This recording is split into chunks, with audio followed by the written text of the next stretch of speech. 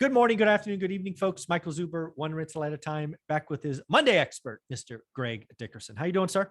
Doing fantastic. Michael, how are you today? Well, this topic's going to be interesting because it may give me PTSD. What I want to do is I want to understand where the market is today, but also go back and look at what was a very painful episode for lots of real estate investors. Call it the Great Recession, call it whatever you'd like. For a point of reference, my market went down 75%. So I saw lots and lots of pain. What I want to do is step back from our perspective and say, what was the cause of last time? And then talk about, is there anything that we see today that gives us pause and say, hey, this is just like last time. So I know you were up close and personal. You had tens of millions of dollars at risk. So let's remind people about that painful episode. Yeah. So this is a very different environment than 08, 09. I mean, that was caused by, it was a banking collapse. It was a banking crisis caused by, the subprime mortgage market where, subprime loans were being repackaged and sold on Wall Street and valued, exponentially above. And it was just so much leverage in the system and so many of those things, those toxic assets out there that, nobody really knew what they owned, what they had, what the value of that portfolio was. So it was a very fundamentally different environment back then. And when I say subprime mortgage industry, it wasn't just low income people that were being put into bad loans, which that was where it started. That was a big part of it. And then somebody figured out, wait a minute, I can cut these mortgages up, get them rated and package them and sell them as this huge derivative, and then lever up on that because those are basically insurance contracts. And I mean, the leverage was just insane, in the system out there.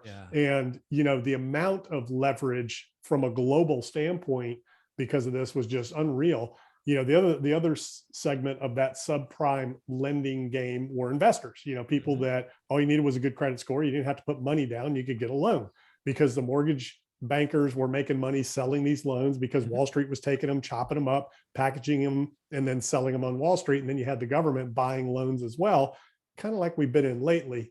So it was a completely different market. Then you had the exotic loan products, interest only, things like that. So I saw an article somebody did the other day that said, hey, when rates adjust, people's payments are going to double and da-da-da-da. And it's like, wait a minute, only 1% of the loans now, or 2% maybe, are interest only. The rest are, short or long-term low interest. 30-year So that fixed. was the other thing that did happen, 08, 09. If you had an interest only adjustable arm, which what most people had, especially these LIBOR loans, I mean, they would adjust some of them every quarter. Some of them were monthly. And some of them were annually. So in other words, your interest could go up or down every month.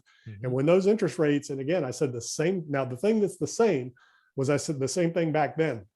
Rates got below 4% for a while. And I said, we get into the fours, market will change. When you get over 5, it will tank. And that's what happened. When rates got over 5%, it tanked the market because everybody's loans were adjusting. And that's where the strategic defaults came in. So that's the other thing that's different. You had a strategic default going on back then where you're not going to have that now because it's a different loan. Back then, people didn't have to put money down. People like me, I was building, I don't know, $30-40 million worth of houses at the time that I shouldn't have been able to borrow the money for. I mean, I had a good business, I had good income, but I wasn't, but that was a little too much. By traditional standards, me personally, I shouldn't have been able to qualify for that many single family homes, and it was all because of these exotic loan products and different banks, that were buying these loans and reselling them. But I didn't have any money in any of them. So I got paid to build them. I had rental income coming in on them. So that was the bulk of the market. As people got in these loans with almost nothing down, then they were able to take, because prices were, escalating like they are now, they were able to take second mortgages and equity lines, pull all the equity out. So you had zero in them.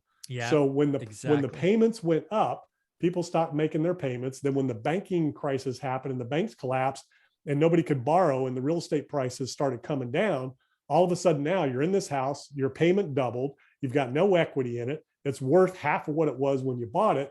So what do? You turn the keys over to the bank and you get out in strategic default and you just move on. And so that's what people were doing. And, it created a huge trickle down, through the economy effect because it was construction cascading, there was so much inventory, that builders just stopped, and you had subdivisions with thousands of homes that were finished, just vacant. And then, we ended up having to go back and tear those things down. Not we, but the states, The Mhm. banks, they just leveled those neighborhoods because Yeah. it made more sense to tear them down than to maintain To them. finish them. Yeah. You couldn't Yeah. give stuff away. Yeah. And, so this time around, it's a very different environment because we have no inventory. There are a record number of units in the pipeline. So we'll see if there's enough demand to absorb those units. But again, builders understand, they went through this before. Mhm. They will cut prices and cut their losses and get out now They will get out because they're early. Yep. finance companies. It Yep. doesn't really matter. They've got margin built in these houses. They'll make money on the other products. So, this is just a function of cash flow, Mhm. for them. So, completely different environment. Yeah, there's a couple of things I want to remind folks because again, I start this in 01, I think, and I often say now lending drives the bus. So let me just give you my experience with the lending environment. So I go to buy Norris Drive, which I write about in my first book. I get a full doc loan. It's called Prime, right? I was a prime borrower. It means I have great credit, great income, never missed a payment, blah, blah, blah. And put 20% down. And put 20% down. Thank you very much. Absolutely right. Then what happens very soon after that, probably by 03, is this word that we haven't mentioned yet called Alt A. Alt A was like one step down from Prime. It was a much easier loan. You could do 10% down versus 20. It wasn't full doc. It was, payment stub based, it was that. And then you went down to subprime, and some prime loans were really these teaser loans. They were only underwriting at the teaser rate of 1.9 or even 0.9, not the reset, all of these things. And again, in that environment with subprime, you could actually get a loan for 103%. Talk about no equity. You're getting a check at closing for furniture or whatever you want to call it. Yeah. The 75% drop that I experienced was caused by bad lending gone bad on steroids. And it was years in the making. And what people don't realize is the crash that we experienced in my market from 08, 09, and it bottomed in 10, maybe 11, it was sown 4 years earlier. Because here's the deal. Most people in my market got what was called 2 and 28s. The first 2 years were 0.9% or 1.9.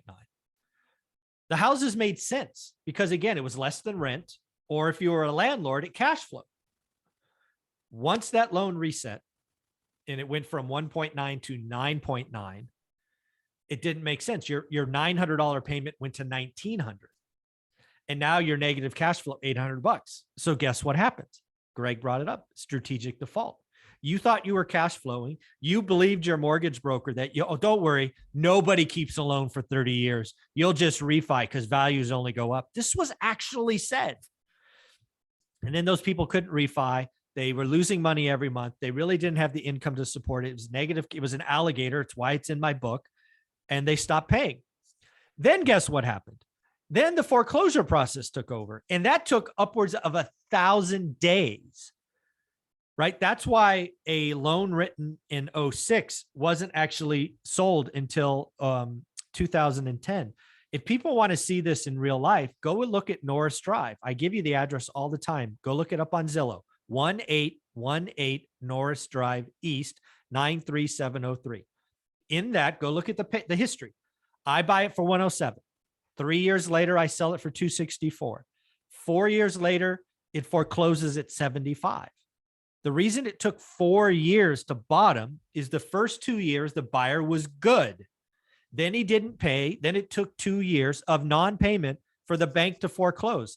To think that a market will crash because of forced sellers inside of a weekend is idiotic. It doesn't happen that fast, right? Yeah. It's crazy. And, you can do that with almost any properties in your area that were around back then, and kind of look at that, and you'll see a lot of that happening, those pre 2008 and 9, sales and escalations, and then post 2008 and 9, what happened to a lot of those houses. And it was just a completely different ball game. And the biggest component this time that's different is people have to qualify for the loans. Now there are some, bank statement loans for self-employed, but you still got to put money down. Yes. So definitely. people generally in the game. Yep. Yeah, people generally aren't going to walk away from, that situation if they got equity in a house. And even if their house gets devalued and they lose all their equity, they're generally, unless they're, if they're not underwater, they're generally still not going to walk away from it if their payments haven't changed. The difference was That's right. payments changed Exactly. and equity went away at the same time. So then it's like, well, what the heck? Why What am I here? doing? I can go live over there for half as much.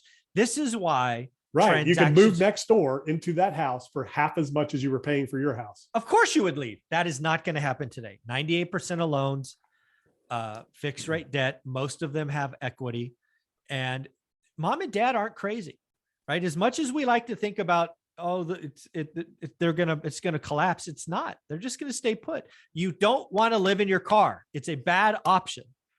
So instead of, it's fun for some people. Some people are doing it, doing the whole living in a car. Yeah. I mean, it's like, it's on YouTube. There's people with channels about living in their car and traveling around the country and just living out of their car. Most people don't want to. But if you got a family of 6, it can be tough, but that's a lot of cars. But again, it's the environment we're in today has almost no rhyme. I don't see any similarities structurally between what we have now and what we had before. Real lending today versus fake lending. Yeah, it's very different. And to me, it's going to be really interesting to see what happens when we get over 5% and how long that takes to really impact the market, because the other biggest difference, again, is the inventory levels. We have no inventory nationwide for anything, in most markets in demand. Now, there's markets where there's inventory and you can't give stuff away right now, and that's going to be affected first. But in the areas that people want to be, my area, I mean, I just saw a house, come on the market and go under contract in a few days. The price was obnoxious still, and it was $300,000 more than they paid 2 years ago. Wow. 2 years ago, Yeah. Again, this is why I believe housing transaction crash and not price. We're going to have just less transactions. We're going to have some forced sellers, but not many. And if you want to buy something, you're going to pay up, because again, that person who has that house, this is why, right? You list your house. Prices don't adjust until demand is destroyed and inventory levels build. That's when prices adjust. Exactly. So exactly right. So we're going to have to see inventory build, days on market. And again, the last reading, days on market still are sub 20 days. That is record fast, right? That needs to get over 60 days. There was a time where the average days on market was 75 days. These are all national numbers. Look at your own market. But so you're going to see them climb at the same time. So the thing that is similar to, 08, 09, and really 04, 05, the peak of our market where I was at the time. So the thing that was happening was, and it was especially for land, because there wasn't much inventory for resales. So, and it was cheaper to build than it was to buy. So that's when I began my career. So for vacant lots, every time one would hit the market, multiple offers, it would go in days. And, then houses, same thing, as soon as you put them on the market, they would go. And then that started changing. All of a sudden you started to see for sale signs pop up and sit, versus you couldn't find anything for sale. So that was the first thing that happened, was days on markets went up. And then the next thing that happens is inventory starts climbing, because now there's more to choose from.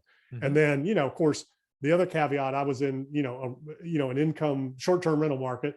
So, it was the most unmotivated seller market you could have. People would put stuff on the market and it's stupid prices and say, if I get my price, I'll sell it. If not, it's cash flow. I ain't worried about it. Exactly. Pre 2008, 9. Once we went through the bust, it was a little bit different. Everything hit the market. Nothing was selling because nobody could get the money, and nobody was going to pay cash for depreciating, declining market assets.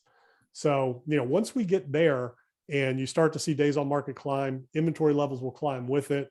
Sellers will be stuck in this, where we at 2022, mindset moving forward for a couple of years. And it will take a couple of years for the people that bought now, for that mindset to change and adjust to markets, if we're in a market where values are 20, 30% less, than we are now. Yeah. Kind of wrapping this one up. I don't see I see demand destruction, supply destruction, which is transactions.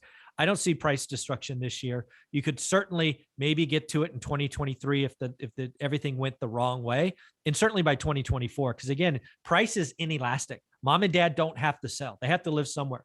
But if we have a nasty recession and unemployment goes to 10%, lots of people will be in a bad shape if that happens. We are not there today. Unemployment's 3.8, probably goes lower. We're going to talk about my vision of the economy in our next video. But before we do, Greg, how can people follow you?